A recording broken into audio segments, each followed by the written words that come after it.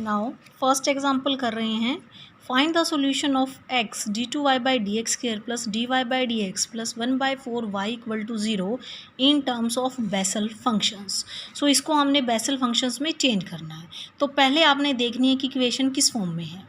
तो आपको क्लियरली दिख रहा है कि जो ये इक्वेशंस है, इस इक्वेशन में गिवन इक्वेशन आप किस फॉर्म में है। तो हम t को क्या पुट करें, x⁻1/m। वो हमने कब किया था, जब हमारे पास थर्ड केस था। थर्ड केस क्या था कि जब आपके पास क्या हो, x d2y by D x square plus में c dy by D x plus में k स्क्र x की पावर r। वो r आपकी 1 के अलावा कुछ भी हो सकती है, 0 भी हो सकती है, 1 भी हो सकती है। तो यहाँ पे आपके पास पावर कितनी है x की, 0। तो इसका मतलब c आपका 1 है। तो वहाँ पे हम x को क्या पुट करते थे, t⁻m, सो दैट t क्या हो जाए, x⁻1/m।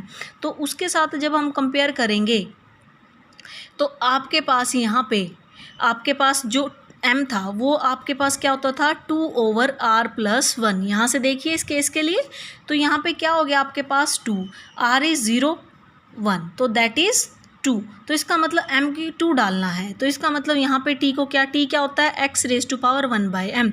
So m is 2, so 1/2। Then dt by D x you can find and transfer, try to transfer in terms of t। Then you find dy by dt।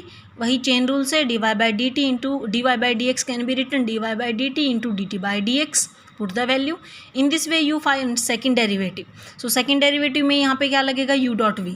तो 1/t as it is dy by dt का क्या हो जाएगा, d2y by dt square. But हम x पे पहुँच रहे हैं तो साथ में क्या लगेगा, dt by D x plus 1/t का क्या हो जाएगा, -1/t स्क्र इंटू में dt बाई डी एक्स और dy by dt as it is. तो यहाँ पे आपने dt बाई डी एक्स की वैल्यू डालनी है और बस आपने कोशिश करनी है जहाँ पे dt बाई डी एक्स है, you will put the values. So value put करके पूरा डेरिवेटिव आपको इन टर्म y और t में ट्रांसफ़र करना है।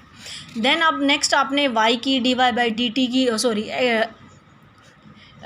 dy बाई dt की इन सब की value first derivative second derivative की इक्वेशन 1 के अंदर पुट करनी है। तो जो डिफरेंशियल इक्वेशंस है वो आपकी किसके टर्म्स में हो जाएगी, y और t के टर्म्स में। अब जो इक्वेशन है वो इस फॉर्म में आफ्टर सॉल्विंग इस फॉर्म में चेंज हो गई। तो अब इसको t से मल्टीप्लाई कर लेते हैं। इक्वेशन क्या बन गई, t square d2y by dt square plus dy by dt plus t square.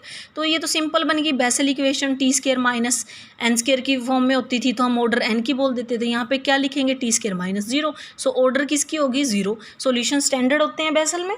क्या बनेगा आपके पास, y equal to c1 jn, n is 0, order j0 plus में c2 y0।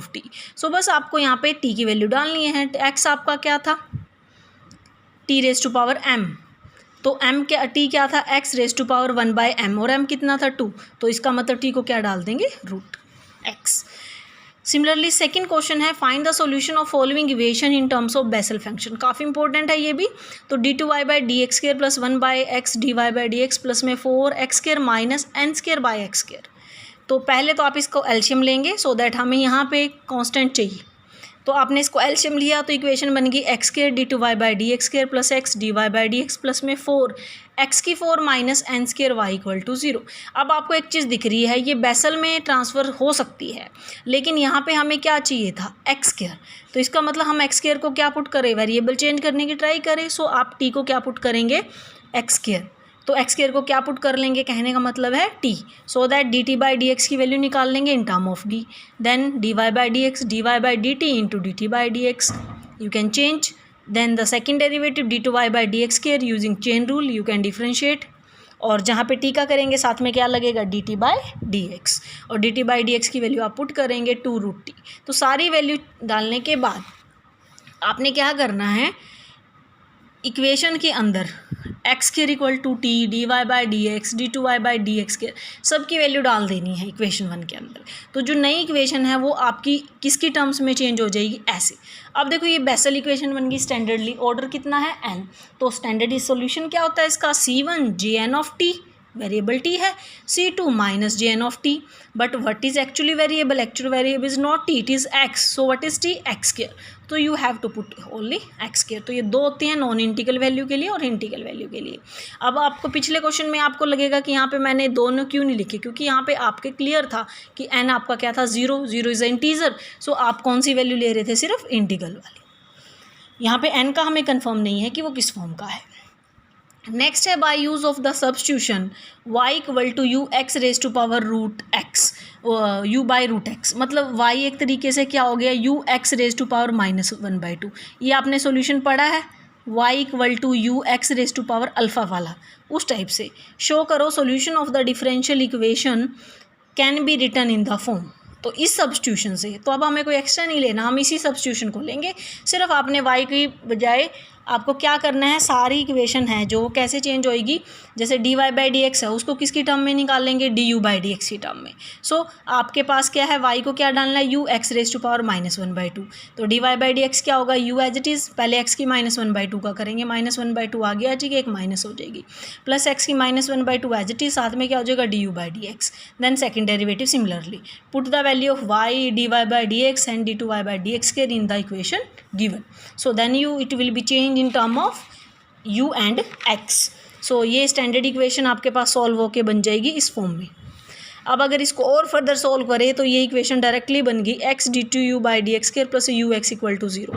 तो ये आपको क्लियरली दिख रही है किस फॉर्म की बन गई, x d2y by D x square plus में c du by D x plus में k square u x equal to 0, because यहाँ पे फर्स्ट डेरिवेटिव की टर्म 0 है, तो c कितना हो गया 0, k कितना आपके पास यहाँ पे यू एक्स है, तो यहाँ पे k क्या है, k स्केयर 1, मतलब k क्या आपका 1 है, और c क्या होता है आपका 1 - 2 अल्फ़ा, सो यहाँ पे अल्फ़ा कितना आ गया 1/2। सो आपका सोल्यूशन u क्या होगा, x raise to power alpha c1j 1/2 x plus में c2 j 1/2 x। अब आपको पता है j1/2 x की वैल्यू स्टैंडर्ड हमने पढ़ता कि ये दोनों में डिफरेंस होता था, बस 2 क्या होएगा स्क्वायर रूट ऑफ 2/πx, यहाँ पे 1/2 प्लस का है तो साइन लगेगा और माइनस है तो कॉस लगेगा, तो ये आपका सोल्यूशन आ गया। सिमिलरली नेक्स्ट क्वेश्चन है, शो करो अंडर द ट्रांसफॉर्मेशन, अब ये सेम ट्रांसफॉर्मेशन है, the Bessel equation become this form and hence find the solutions of the equation.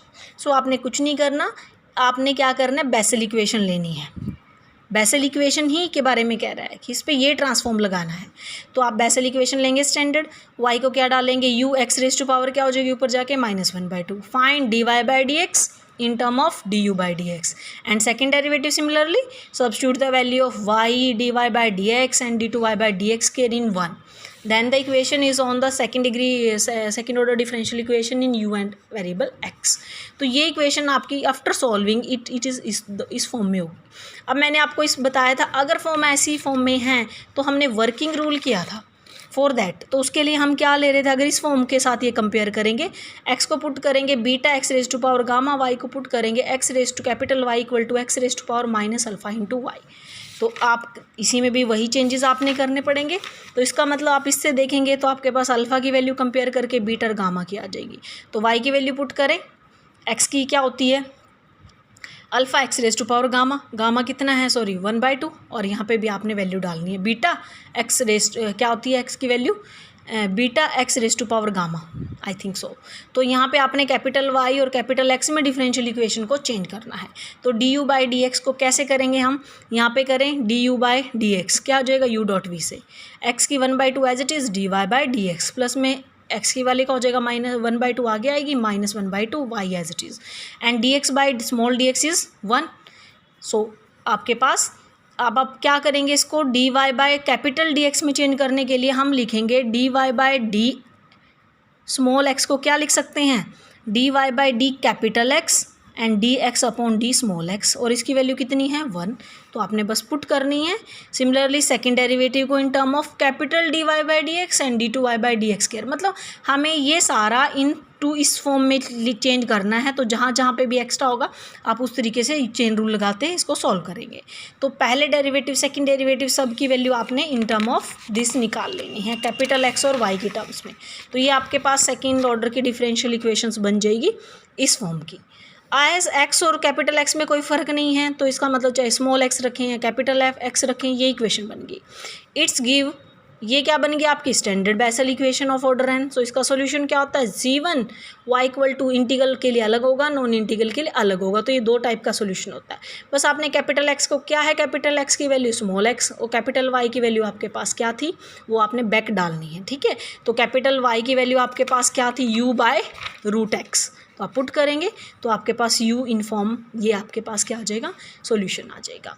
Next आपका क्वेश्चन है by setting v equal to y x raise to power 3/2 transform the equation, what is the equation, x d2v by D x square minus 2dy by D x plus में x v equal to 0, identify the result and write down the general equation.